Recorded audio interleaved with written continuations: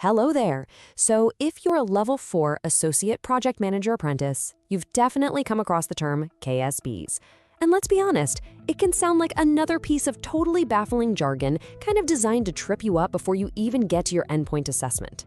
Well, today we are going to crack that code together. Let's get right into it. First things first, I want you to meet Jody. She's super smart, really ambitious, and she's an Associate Project Manager Apprentice over at a company called IBIS Stores. She's just getting started on her journey, and, well, like a lot of us, she's facing a bit of a challenge. And yeah, this is her list of KSBs. It's just an intimidating jumble of codes and phrases. Honestly, it's a bit of a dog's dinner, isn't it? If you're looking at that and feeling your brain start to swim a little, trust me, you are in very, very good company. Does this look familiar? You know, that feeling of being completely swamped by acronyms before you've even properly started? It is a totally normal part of the process. But the good news is, it's so much simpler than it looks. In fact, it's the key to everything. Now, Jody isn't going it alone. No way. She has an absolutely amazing support crew. There's Riddle, her line manager, Adam, her really experienced mentor, and Olivia, her apprenticeship coach. They're all there to help her make sense of this whole thing. So her mentor, Adam, steps in with this just brilliant idea. He says, "Right, Jody, forget all that jargon. Let's reframe this. Let's think of your apprenticeship as the Great British Project Bake-Off." It's an interesting approach, right? Let's break down exactly what he means by that. Okay, first up, we have K for knowledge. Adam explains that this is basically your recipe and your ingredients. It's all the theory. It's knowing what a Genoise sponge is versus a Victoria sponge. It's understanding oven temperatures and knowing why on earth you need raising agents. It's everything you need to know before you even think about picking up a whisk. Next is S for skills, and this is all about putting that theory into practice. This is your baking technique. I mean, it's one thing to know the recipe, but it's another thing entirely to be able to perfectly cream butter and sugar, or knead dough without it getting sticky, or pipe those really intricate decorations. This is what you can actually do. And finally, we have B for behaviors. Adam calls this the star baker attitude. See, it's not just about the final cake, it's about how you get there. Do you stay calm when your caramel just will not set? Do you help out the person next to you? It's all about how you act, communicate, and handle the pressure inside that tent.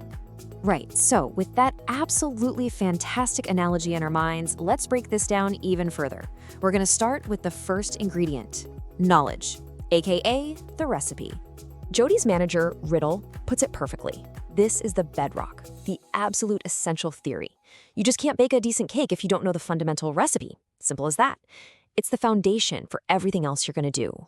So, what's in this project management recipe book of yours? Well, here are a few key ingredients. You've got K2, that's understanding why your project is so important to the bigger picture at IBIS Stores. Or K4, that's knowing how to properly analyze a situation using tools like a SWOT analysis. And K5, understanding the project governance, which, let's be honest, is basically knowing who the judges are and who makes the final call. So how does Jody prove she actually knows the recipe? Well, check this out. When she writes the project charter for a new marketing campaign, she's not just filling in some boring template. Nope, she is actively demonstrating K2 by linking her project's goals directly to the company's big objectives. This right here, that's the kind of evidence that's going to help her ace her assessment. All right, recipe understood. Now it's time to get our hands dirty. Let's move on to skills, the technique. Her coach, Olivia, jumps in right here. She says this is where theory becomes action. You know, it's all well and good knowing the recipe, but can you actually pull it off? This is where, as she says, the rubber meets the road. And what are these techniques in the project management tent? Well, think of S3. That's like trying to persuade Paul Hollywood that your crazy flavor combination is actually going to work. Or S12, that's meticulously planning your bake so everything comes out of the oven at exactly the right time.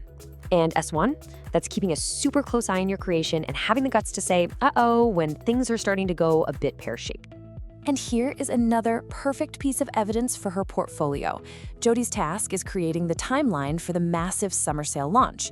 Despite planning the stages, setting the deadlines, and tracking the progress, she is providing concrete, real-world evidence for S12. She's showing the judges she can actually do it. So we have the recipe and we have the technique. But to be a real star baker, you need one more thing. So let's talk about behaviors, or as we're calling it, the showstopper presentation. Adam circles back with a classic baking reference. He says this is all about having no soggy bottoms. It's about being a pro, it's about resilience, it's how you handle yourself, especially when things get tough. Or, as he brilliantly puts it, even when the oven's on fire. So, what does this star baker attitude actually look like in the real world? Well, it's B2. That's the ability to work brilliantly with every single person involved, from the stockroom right up to the boardroom. It's B4, just being professional, being someone your team can absolutely count on. And crucially, it's B5, always having that hunger to keep learning and to keep getting better. Let's look at Jodi's final piece of evidence here. Her task is to work with the design team on the new window displays. Now, the way she does this, by listening, by communicating clearly, by building a great working relationship, that is her evidence for B2. She's showing her star baker attitude. Okay, so you've learned the recipe, you've practiced your technique, and you have honed your star baker attitude. It's all leading up to one big thing: nailing the endpoint assessment, or the EPA. So I want you to think of this as your final showstopper challenge, where you get to present all your amazing evidence to the judges.